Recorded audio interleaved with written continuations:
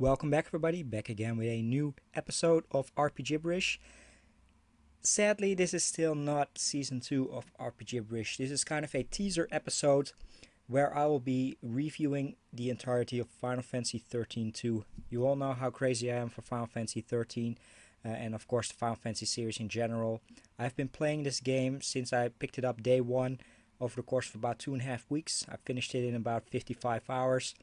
And 2 days ago I recorded my entire Final Fantasy 13 2 review, which is about 30 minutes long. I thought it would be a great idea to kind of reward everybody for listening and tuning into RPG Gibberish and kind of, have my full thoughts on the game a couple of days in advance before I release my review on my Aerodynamics channel. So I hope everybody will enjoy this. Do look out, I talk about some spoilers, so if you don't want to get yourself spoiled, be warned. But I will warn everybody during my review as well. So with that being said, I hope everybody looks forward to that. Let's give a quick update. I know that RPG Swagman is still working very hard on getting his internet connection back. In Australia, internet is definitely not free, so he visits his public library once in a while to check out his messages, but I hope he will be back soon, to talk about the, all the games that we've been playing, the JRPGs, that he's been finishing up, and, resume Season 2 of RPG Gibberish. All that I know is he's working very hard on the Wii RPGs, like he finished Skyward Sword, he finished Xenoblade Chronicles, and is in very much anticipating the last story, which I myself included. I hopefully, for both him and me, our limited editions of the last story will be shipped today. Looking very much forward to that game, and until then I have plenty of games, to keep me satisfied. I'm currently playing a lot of Dragon Quest games, and I have already finished about 5 to 10 JRPGs this year, working very hard, to recap. And of course, it's very easy to do with a 4-hour commute each day to work. So my 3DS, my DS, and my PSP, and even my iPhone are working overtime, to enjoy a lot of games. In any case, we'll try to be back as soon as possible. Hopefully within a month, we will have Season 2 of RPG Gibberish up and running again.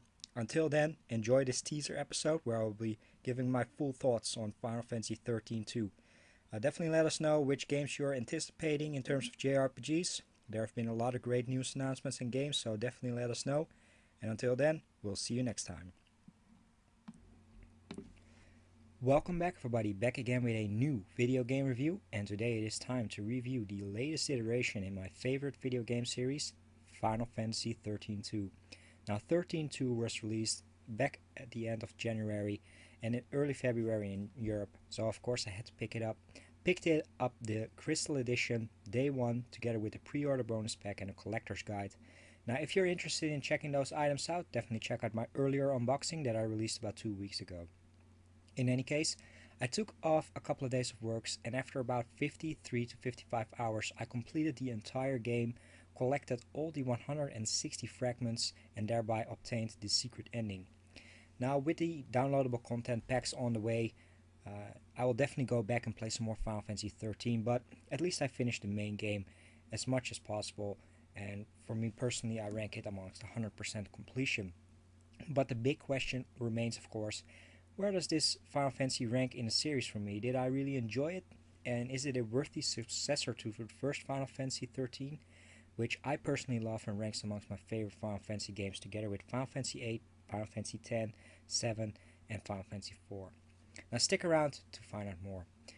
Now the video will definitely talk about some spoilers, and I will discuss the ending of the game in great length. So if you've yet to finish the game, stop watching, pick up the game and play it, because I personally love Final Fantasy 13. It has some issues, but none are so big to stop me from recommending the game to you. If you're a big fan of Final Fantasy, especially Final Fantasy 13, definitely pick up the game. And for those of you still interested in hearing what I have to say about the game, definitely stick around, and we're going to be starting with the story aspect of Final Fantasy 13 2. Now Final Fantasy 13 2 is one of the few sequels to any numbered Final Fantasy game, and honestly the sequels have never won any popularity contests. Look at the quite controversial 10-2, as well as the very underrated Final Fantasy 4 The After Years. I've always been a big fan of going back into, the wonderful world that a Final Fantasy game offers. Meeting the characters once again and seeing them in a new journey has definitely been a great thing, so it's definitely great to see 13-2. However, this time around you have different playable characters. First of all, you have Sarah, which is the sister of our previous main character Lightning, and Sarah was not playable in Final Fantasy XIII, as well as the newcomers Noel Kreis and Mog.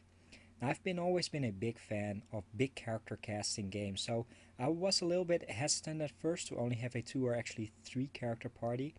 And sure, gameplay wise, you have a third slot which is reserved for about 100 plus obtainable monsters, but this definitely doesn't come back in terms of story, so I thought it might be a little bit too shallow. But after the opening hours of the game, seeing our main characters starting on their great journey to meet Lightning, who is apparently trapped in Valhalla, which is the realm of the gods, I definitely settled for a small character party. And with the Historia Crux, which is access the time traveling system, I was able to visit a wide variety of different locales over several time periods, and during the course of the game I met some new but also some old characters which were, part of Final Fantasy 13. Now, I've been a big fan of Final Fantasy 13 and I've grown quite attached to the main party, so I was very happy to meet them once again in the game.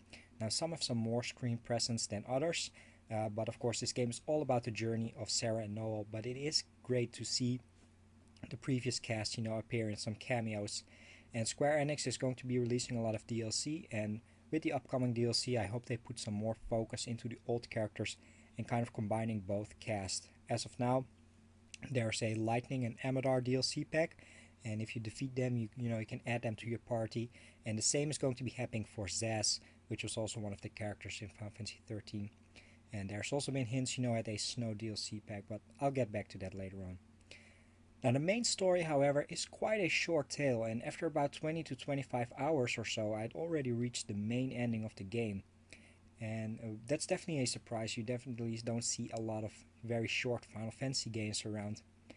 But the biggest surprise of them all is, of course, the ending. And the ending is a pretty open-ended ending with one of the biggest cliffhangers that I've ever seen in a game. Now, only games like the Legend of Hero Trails in the Sky series, Metal Gear Solid series, and Kingdom Hearts series are able to end their games on cliffhangers just like this. And honestly, with the a little bit disappointing 1-minute secret ending that even didn't answer a lot of questions. And of course, the ending, in my opinion, is one of the biggest risks I've seen Squaresoft or Square Enix ever taken with the Final Fantasy franchise. I enjoyed the ending for the shock value because I definitely didn't see it coming, but I have one big question with this abrupt ending, and this is, will the questions and will the storyline ever be resolved? And up until now, of course, there is no official announcement of a Final Fantasy 13-3, but with the ending credits ending at to be continued, it's pretty much a safe bet. But you can never be too sure in video game land, where sequels are usually based on good sales. But I really hope for both the Final Fantasy 13 storyline, the Fabula Nova Crystallis, as well as the series history, to see a third game for one of the number titles, and I definitely welcome a Final Fantasy 13-3. Now, I've never been a big fan of cliffhangers in trilogies like games and movies, so I usually tend to dislike the second game because they end up on such a cliffhanger. Now, if Final Fantasy 13-3 would be made, it is definitely a great, potential to continue the fantastic storytelling that they've set up with these both two games. And I think it would be definitely a lot of fun to play because gameplay-wise it's top-notch, which we'll get to later on. But for now, all the fans of the Fabula Nova Crystallis series are left with doubts, questions, and I've also seen a lot of people, with a lot of anger and frustration for Square taking this risk and ending it on a cliffhanger. I'm definitely not against this risky ending, and I definitely welcome it. It can be part of overall great storytelling, but this is only the case if the story comes to full closure in Final Fantasy 13-3. So please, Square Enix, announce the end of the trilogy, not only for the Squaresoft specialists, but also for all those Final Fantasy fans out there. Maybe not for those who've really disliked 13 and 13-2 or part of the Fabula Novellas Crystallis series, but I really hope to see a Final Fantasy 13-3. So for now, I'm kind of 50-50 on this ending. So yeah, the story of Final Fantasy 13-2 is short but sweet, definitely ending on a cliffhanger, but it definitely opens up the potential of a fitting end for the 13 trilogy. But of course, how about the gameplay of 13-2? The gameplay mechanics of 13.2 consist of a multitude of additions while building on the core gameplay system of 13. First of all, we have the leveling system in the form of the Crystarium, and it's pretty much been the standard ever since the Final Fantasy X with the Sphere Grid and Final Fantasy XII License Grid, and of course, the Crystarium in 13. And leveling up at the surface looks very easy. You just level up each individual of the 6 roles. You have the Commando, Ravager, Medic, Sentinel, Saboteur, and Synergist role, and potentially, you can have up to 600 potential levels for each character. Now, you can gain a role bonus if you level up any role of your choice, but if you do this on the bigger nodes, while leaving the smaller nodes for the roles and the stats that you don't really prefer for that specific character. For instance, you can build out and maximize strength for Noble if you use the bigger nodes for just a Commando. And if you use it for Ravager on Sarah, she gets more magic, which of course she's more proficient with. And this stat crunching, can be very addictive, but suffers from one gigantic flaw. Now, the Crystarium system cannot be reset over the course of the game, and whereas in Final Fantasy X you could rebuild the entire sphere grid to your liking, this is not possible in 13.2, except for replaying the entire game and planning out the entire Crystarium before you use it on your nodes. And I only realized this level of depth with the small and bigger nodes about 10 hours of gameplay, when I already maxed out the Commando and Ravager roles, and it would have definitely been a nice option to reset the entire Crystarium pretty much at the end game. I also had about 500,000 of leftover Crystarium points unable to use because I was already at max level.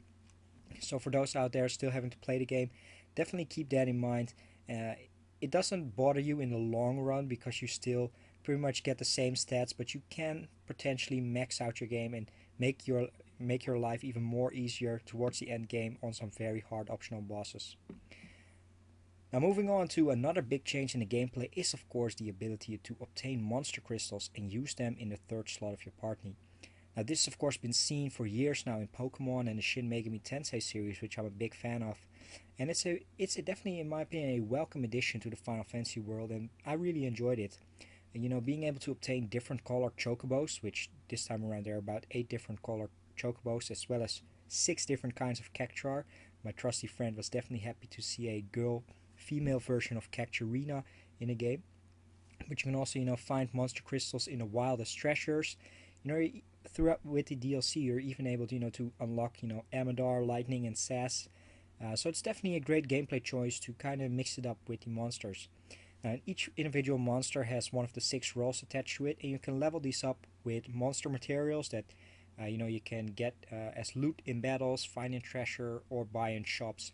So this is a little bit different since you don't level them up by using them in battle with the Crystarium points. But each monster has its own Crystarium, and the system of building up the best set of monsters definitely warrants some very deep gameplay and a lot of maximization for potential completionists. But throughout the game, I only focused on a handful of monsters, definitely going for quality over quantity. And while at the end of the game, I had about 75 plus monsters and wasn't even close to catching them all, I only had about 10 or so that I really leveled up. I can definitely make recommendations for a Sentinel, which is the Pulsework soldier that you find in the start of the game, and I've pretty much kept him around throughout the end of the game. For the Commando, I kind of switched positions between a very cool golden chocobo as well as a monster called Kichu, and finally I unlocked Amadar, which is the DLC character for the Commando role, and finally I had Flanator and Kate Sid do their job as a medic. Now, I finished the entire game 100%, but I didn't even bother with the other 3 roles for the monsters. Now, the game also offers Monster Infusion, where you can add specific bonuses and or skills from one monster to the next, kind of like the demon fusing in the Shin Megami Tensei series, which even makes creating the most insane monster pack even bigger. However, I had not once used this option throughout the entire game, and I was still able to slaughter the hardest optional bosses like downloadable content Omega, Lightning and Amadar, as well as the main game Yomi, which is definitely one of the harder bosses, but the hardest of them all is the Paradox Scope Caius Ballad in Void Beyond. Definitely one of the harder bosses, and if you ever get around to beating him, definitely know and be max level, because he is really hard. But in any case, this makes me definitely wonder what Square Enix has in store for completionists and endgame specialists like myself. Always been a big fan of Final Fantasy for their insane added content at the end of the game, for potential max stats and stuff like that. I've always been a big fan of that, but Final Fantasy 13 felt a little bit shallow and wasting the potential depth of this fantastic gameplay system with the monsters. Now, battles themselves expand on the great foundation of Final Fantasy 13. Staggering enemies is just as fun. Creating a good paradigm pack without having to micromanage your moves in a battle is a great change for a JRPG expert like myself. I'm pretty much playing one or two JRPGs after another, and it can definitely get a little bit tiresome, selecting attack or cure fight after fight. And 13 and 13 too, they automatically do that for me.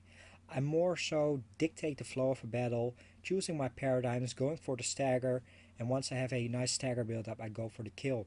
Now, this battle system, might still be a love or hate affair for some, but I personally love it. Some might find it too easy, but definitely go for it, playing it on a normal mode and trying to go for the optional bosses. It's definitely a great, battle system. I really love it. And this time around, they added a feral link, which acts as a limit break for your third character in your party, the monster, so it can even become even more kill heavy. Now, something that I saw recur quite often in reviews are the small temporal rifts puzzles, and these puzzles are honestly not such a big part of the gameplay. You meet these puzzles in the first hours of the game, and they were also shown off in a demo where you have to solve these puzzles. And there are three different types of these temporal rift puzzles, but honestly, for me personally, they didn't recur until all the way at the end of the game, where two optional worlds in the form of Urba 300 AF and 400 AF, where you had to do these puzzles once again. So only for those hardcore fragment collectors you will run into these temporal rift puzzles. Now, it's definitely nice to see Square add some minigame bonuses, which of course we're definitely lacking in Final Fantasy 13. But besides the temporal rift puzzles, the same goes for Serendipity, which kind of acts like the gold saucer of 13 too. This time around, there's chocobo racing and a really nefarious and devilish slot machine, which are available for use. And of course, with the impending SAS DLC pack, there will be two more mini games added, and I hope this will be a lot of fun. But honestly, I really hope that Square Enix will reintegrate a minigame, like Triple Triad throughout the entire journey. It was always a nice fun, a lot of fun, in Final Fantasy 8 and 10, to kind of break up the storytelling with saving the world, and for a minute just play a card game or a blitzball game with someone on the streets, or Triple Triad with one of your characters. But nowadays, the mini games feel kind of tacked on, and honestly, they're only necessary for gaining 5 fragments out of the 160. And if you focus on getting a lot of gil, you can just buy 4 of the 5 one, which leaves the very evil lucky coin fragment, which you have to get on the slot machines, which is, the slot machines are rigged.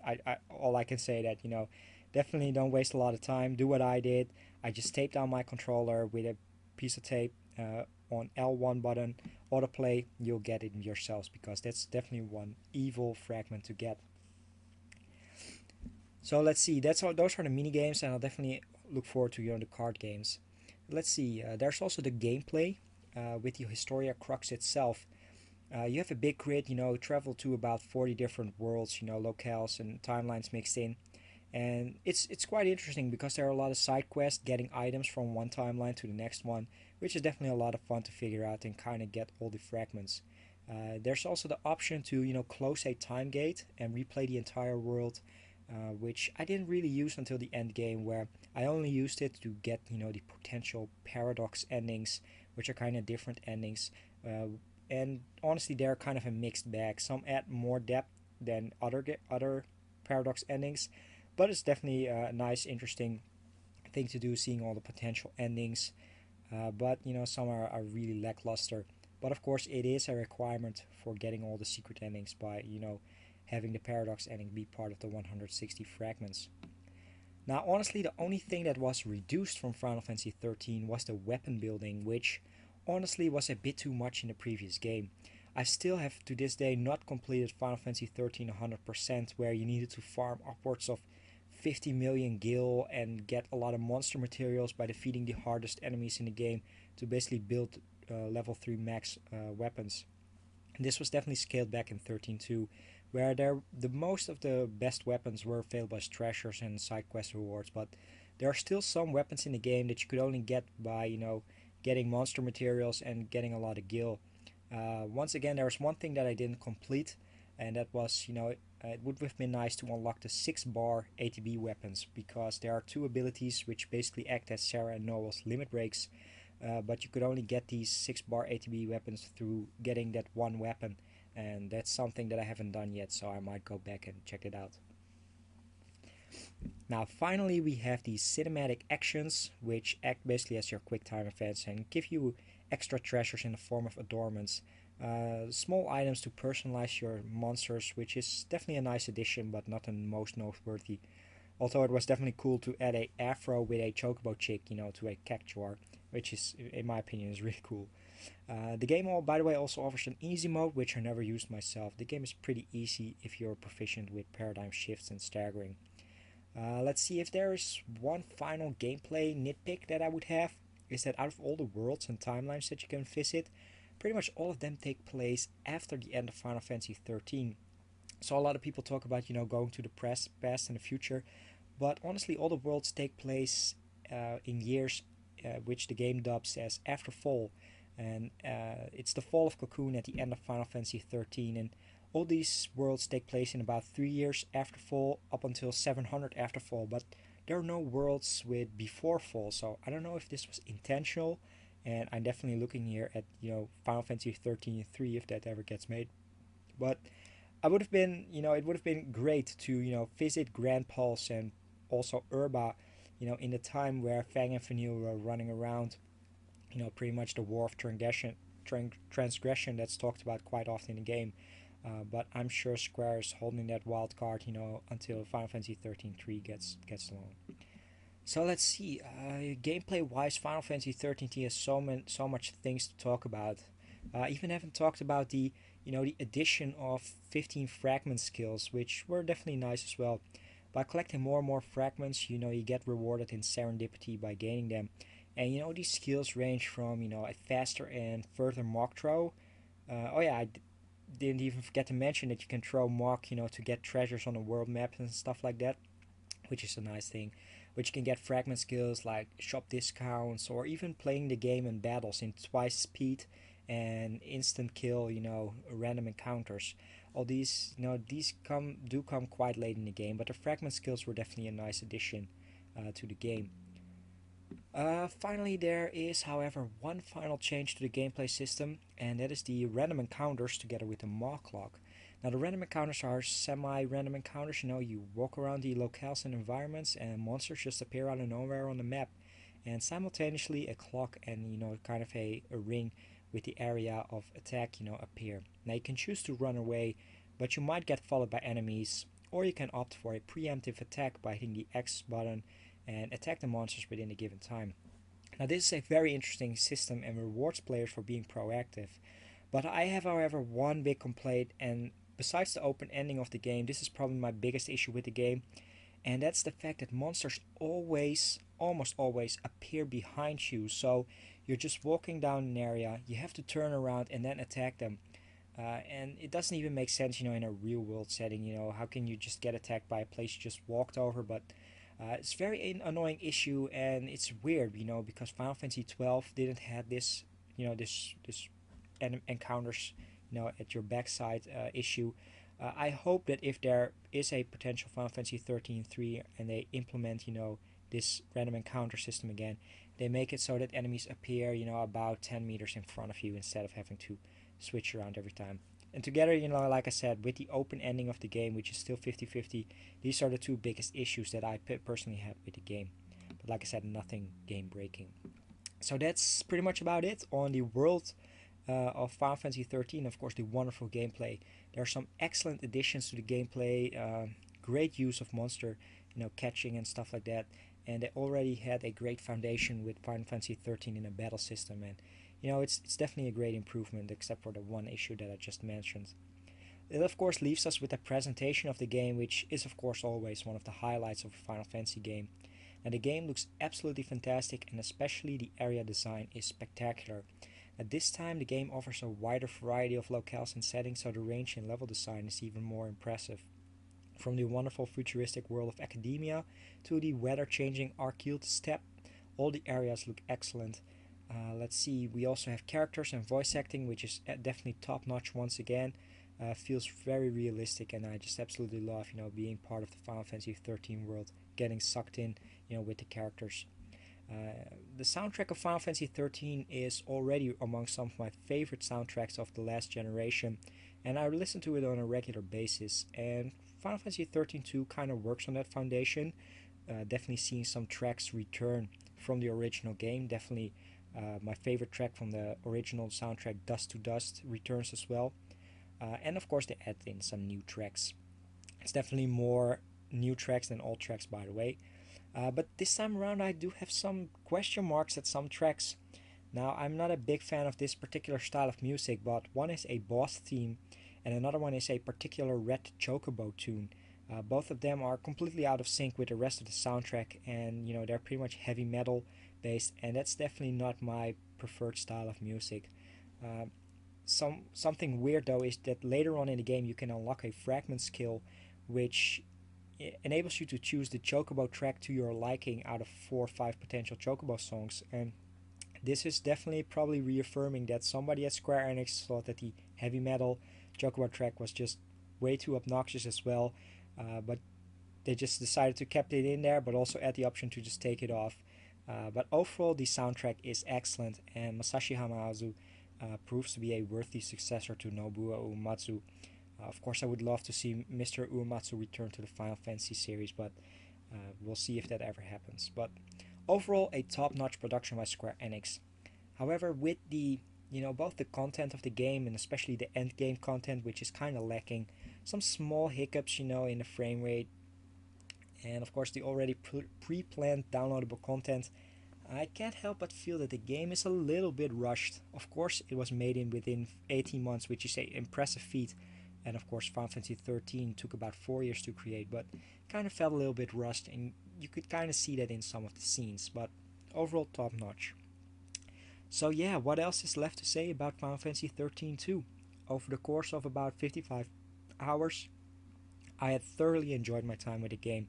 It was an excellent follow-up to the original game, expanding the already fantastic gameplay systems and offering more variety this time around. Personally, the linearity of 13 was never an issue with me. I finished it pretty much in a week time, and I absolutely loved, the segmented storytelling with the characters and such running around and pairing up. But honestly, the non-linearity of Final Fantasy 13-3 never outstays its welcome as well. Now, story-wise, 13-2 takes a lot of risks by offering an unfinished storyline, opening up a potential sequel, and being pretty short. But if Final Fantasy 13-3 reaches my doorsteps in about a year and a half, 2 years' time, I'll probably have nothing to complain about. But honestly, if Final Fantasy 13-2 is the final time that I explored the depths of Grand Pulse and Cocoon, I will definitely be seriously disappointed and overall let down by Final Fantasy 13-2. Now, 13-2 also implements a little bit too many mechanics that you can see by the length of this video. There's a lot of stuff to talk about, and all these different mechanics, some are used more frequently than others, some are implemented in a better way. So like the monster infusion, chocobo racing, and weapon building, it might have been a little bit too much all in one. But I definitely hope that in a potential sequel, Square decides to keep what works, like the battle system, like the monster recruitment and such, and just build on those foundations without getting out of control with all the different mechanics that are available in the game.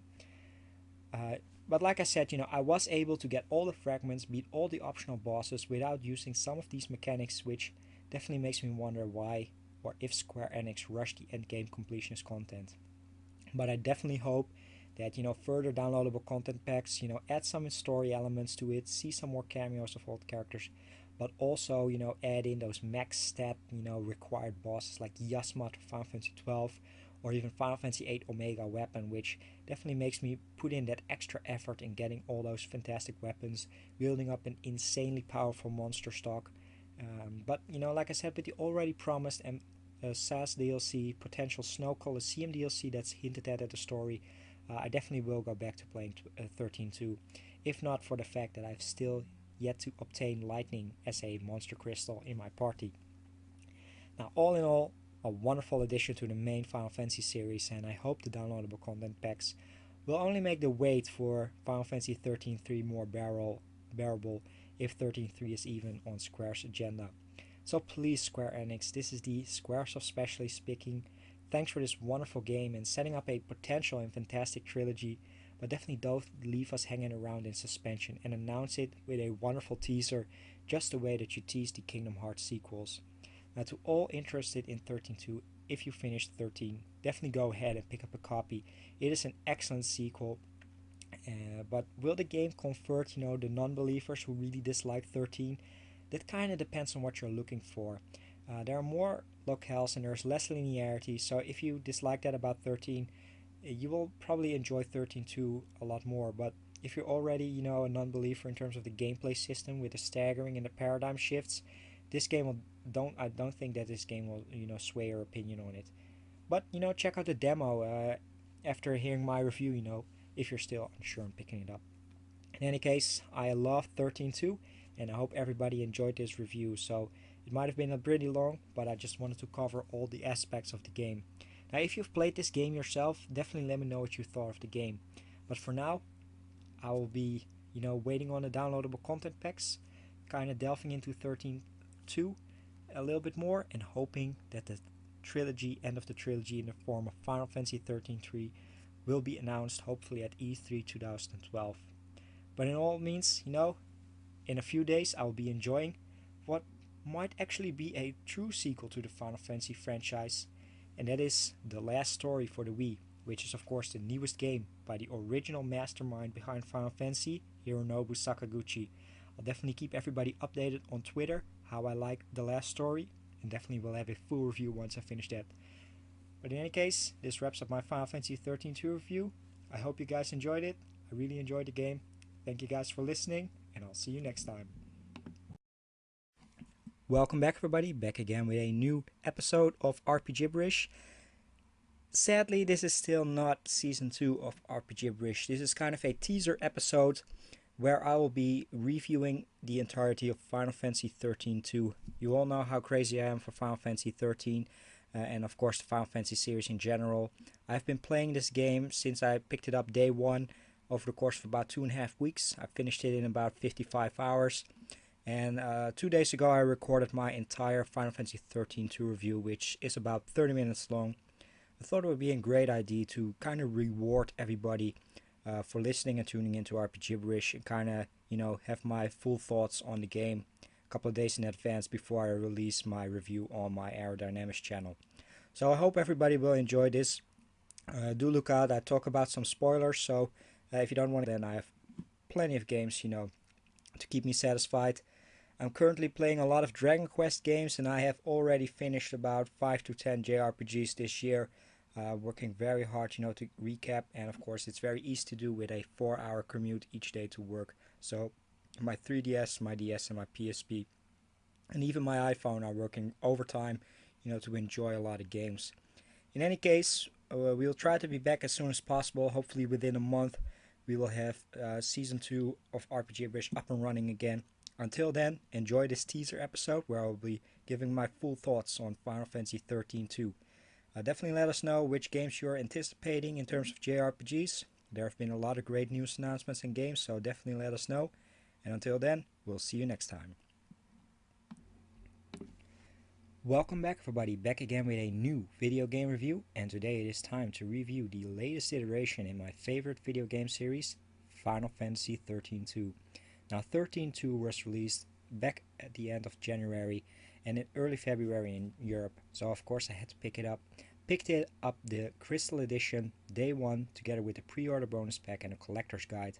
Now if you're interested in checking those items out, definitely check out my earlier unboxing that I released about 2 weeks ago.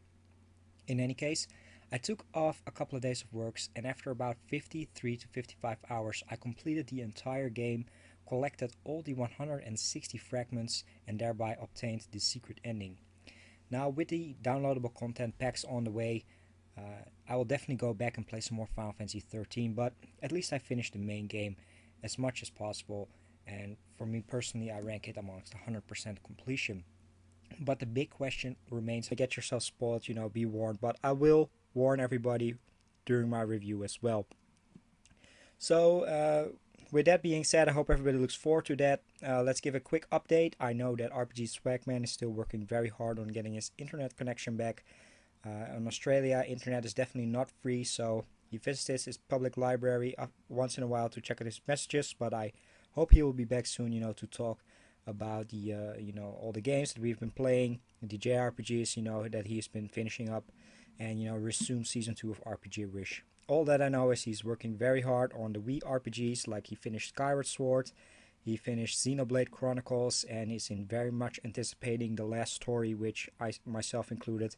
I hopefully, for both him and me, our limited editions of the last story will be shipped today.